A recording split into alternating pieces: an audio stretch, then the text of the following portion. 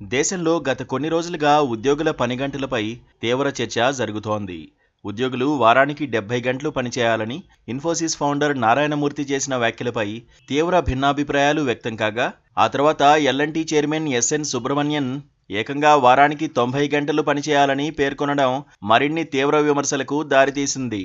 భిన్నాభిప్రాయాల నేపథ్యంలో రోజుకు 9 గంటల 30 నిమిషాల చొప్పున వారానికి 5 రోజులు పనిచేస్తే చాలని Capgemini India CEO Ashwin Yardi NASSCOM technology and leadership ఫోరంలో వెల్లడించారు.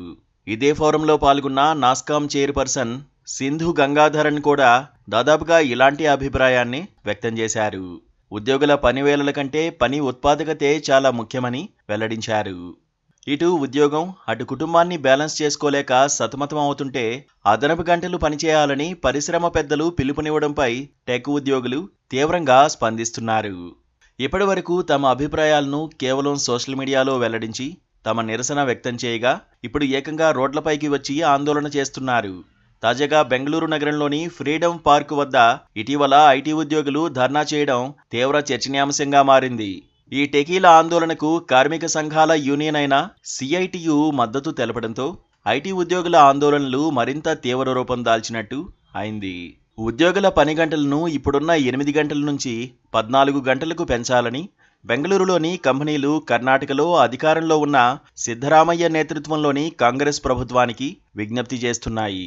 దీంతో ఐటీ ఉద్యోగులు పని గంటలకు వ్యతిరేకంగా తమ నిరసన గళాన్ని విప్పారు. ఆరోగ్యకరమైన పని గంటలు, జీవన సమతుల్యత ప్రతి ఉద్యోగి హక్కు అనే నినాదంతో టెకీలు ఇప్పుడు బెంగళూరు నగరంలో ఆందోళన బాట పట్టారు.